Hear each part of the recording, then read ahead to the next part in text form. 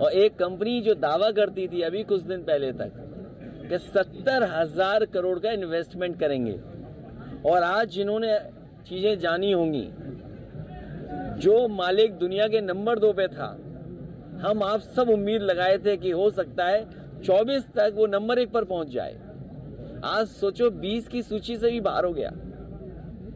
सवाल वैल्यूएशन का नहीं है कि वैल्यूएशन कहां से कहां हो गई, किस कंपनी की वैल्यूएशन क्या से कहां पहुंच गए हम। जिन लोगों ने पैसा लगाया था उनके पैसे का नुकसान कितना हुआ होगा। एक व्यक्ति, कंपनी तो 20 से बाहर हो गई सूची में, लेकिन जिन्होंने पैसा लगाया होगा उनका क्या नुकसान हुआ होगा।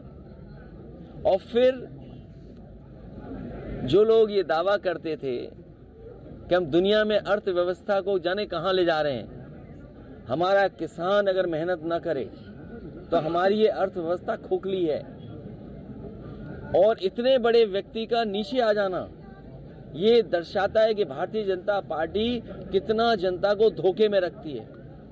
नोटबंदी आपने देखा, धोखा था। जीएसटी धोखा। आज ही कीमत दूध की बढ़ी है, और यहां तो ग्रामीण क्षेत्र जहां शायद दूध की कीमत वो नहीं है जो बाजार में आज है। अगर अमूल रुपया बढ़ा दे, अमूल अगर कीमत बढ़ा रहा है और 70 तक रुपए ले जा रहा है, तो सोचिए महंगाई कहां है। यही लोग रिफाइंड बेच रहे थे जानबूझ करके, सरसों का तेल महंगा करके। जब सरसों का तेल महंगा हो जाएगा और रिफाइंड सस्ता बिकने लगेगा, आपको याद होगा रिफाइंड कौन मालिक है। गेहूं में हालांकि वो जो मुनाफा किसान को मिलना चाहिए वो नहीं मिला। 2022 तक आय दोगुनी होनी थी, लेकिन आटा किस कीमत पहुंच गया, गैस सिलेंडर किस कीमत है, महंगाई चरम सीमा पर है।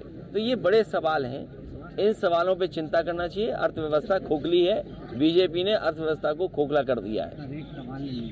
काम कर रहे हो, केवल झूठ बोल रहे हैं। सर, योगी जी ने कहा है कि अखिलेश केवल परिवार के बारे में सोचते हैं और जो कुछ उन्होंने लूटा उसे परिवार को दिया है। ये योगी जी ने कब कह दिया? कल सर इंडिया टीवी पर। अगर योगी के मुंह से ऐसी बात निकल रही तो मुख्यमंत्री हो, क्यों मुख्यमंत्री बने बैठे हो? हटो उस कुर्सी से। सर, अच्छा ये भी कहा कि मुख्तार अंसारी, अतीक अहमद जैसे लोगों का संरक्षक है पिछली सरकार, और उनके सरकार में शरीफ हैं, वो खुद शरीफ हैं क्या? आप याद कीजिए, ये मुख्यमंत्री जी वो हैं जिन्होंने अपने खुद के केस वापस लिए, डिप्टी सीएम के वापस लिए। इन पे क्या मुकदमा था और डिप्टी सीएम पे क्या मुकदमा था? तो ऐसे मुख्यमंत्री को दूसरों के बारे में कहने का अधिकार नहीं है। कानून है, संविधान है, और मुझे उम्मीद है कि कानून से उन्हें न्याय मिलेगा, न्यायालय से। एक और चीज उन्होंने कही है कि बुलडोजर बाबा के नाम से मुझे परहेज नहीं है, मैं एक योगी हूँ, बुलडोजर चलाते वक्त कानून का उल्लंघन नहीं किया गया। मैं तो बधाई देता हूँ उन्हें कि अभी अमेठी के बाजार पे उन्होंने चलाया, मैं उन्हें बधाई देता हूँ। इसी तरह बाजारों में अगर चलाओगे तो शायद सड़कें चौड़ी हो जाएंगी।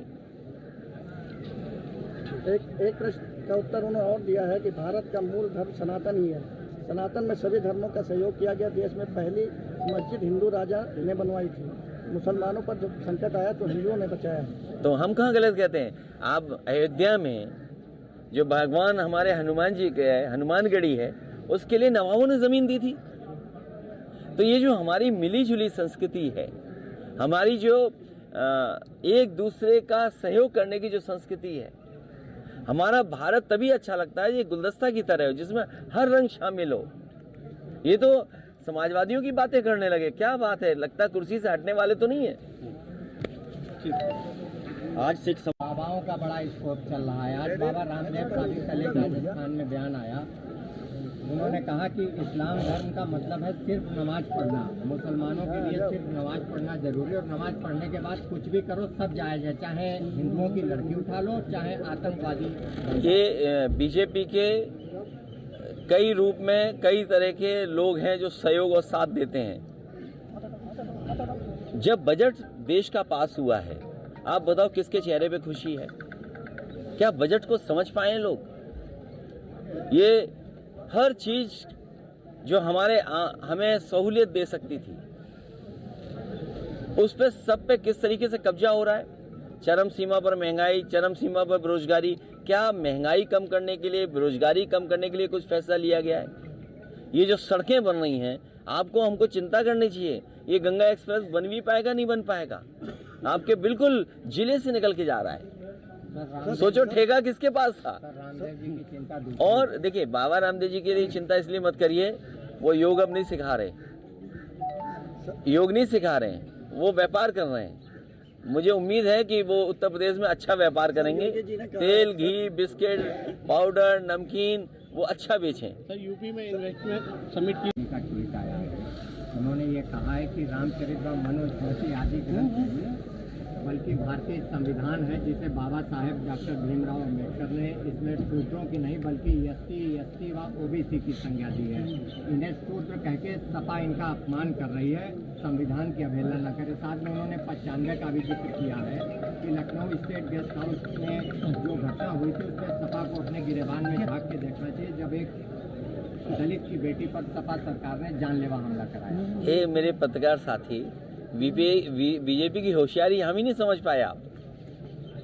बीजेपी होशियार पार्टी है। वो जो जवाब नहीं देना चाहती है, कभी कभी दूसरे दलों को आगे करती है। जहां तक सवाल संविधान का है, हमने भी 26 तारीख का अगर स्टेटमेंट देखेंगे, 26 जनवरी का गणतंत्र दिवस के दिन, ये कहा कि हम समाजवादियों के लिए सबसे बड़ा धर्म अगर कोई है तो हमारा संविधान है। हम इस लोकतंत्र की पूजा करते हैं और संविधान जो हमें अधिकार देता है वो अधिकार छीने जा रहे हैं। संविधान में कहाँ कहाँ भेदभाव करें हम? संविधान ने कहाँ कहा कि धर्म को ऊंचा नीचा दिखाएं? हमारे बाबा साहब भीमराव अम्बेडकर जी ने, डॉक्टर राममनोहर लोहिया ने जो आंदोलन चलाया, जो लड़ाई लड़ी, क्या उसके तहत हमें अधिकार मिल रहे हैं? बीजेपी वही अधिकार छीन रही है और लोगों को अपमानित कर रही है। ये भारतीय जनता पार्टी के इशारे पे कई दल समय समय पर बाहर निकल करके आते हैं। ठीक है। आज सिख समुदाय के लोग समाजवादी पार्टी कार्यालय पहुंचे और वहां पर रामचरितमानस। मुझे उम्मीद है कि सिख समाज के लोग थार में बैठ करके लखीमपुर में भी जाएंगे और बीजेपी के इशारे से नाकाम करें। बीजेपी के कार्यालय में थार लेकर पहुंचे और जो आईपीसी की किताब है उसको लेकर के जाएं कि उसके तहत कार्रवाई हुई है बीजेपी के लोगों पे कि नहीं हुई है। नतीजे आ गए हैं। भारतीय जनता पार्टी ने 4 सीटें जीती है। राजू लगा लेना। योगी जी ने कहा है कि डबल इंजन की सरकार और नरेंद्र मोदी जी को धन्यवाद। इस पर क्या प्रतिक्रिया है आपकी? 5 सीटों के नतीजे में समाजवादी पार्टी को। भारतीय जनता पार्टी बेईमानी कर ले और बेईमानी के लिए बधाई एक दूसरे को दें। ये कोई पहला चुनाव उत्तर प्रदेश नहीं देख रहा है। इससे पहले भी चुनाव आपने देखे होंगे, जिसमें जिला पंचायत का आपने देखा कैसे भागते रहे, जिला पंचायत सदस्यों की कीमत लगती रही। ब्लॉक प्रमुखी का चुनाव देखा जहां पर्चे तक नहीं भरने दिए। बगल का जिला लखीमपुर जहां महिलाओं के साथ क्या व्यवहार हुआ था। उसके बाद एमएलसी का चुनाव था, उसमें भी आपने देखा कि जिलाधिकारी और कप्तान दोनों मिलकर के चुनाव लड़ रहे थे, पूरा प्रशासन लगा था।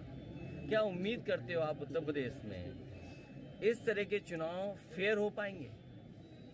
हालांकि चुनाव जो हुए हैं और जो चुनाव का परिणाम आया है उसमें मुझे कुछ नहीं कहना। भारतीय जनता पार्टी की सरकार है, उसका काम करने का तरीका यही है कि जो मतदान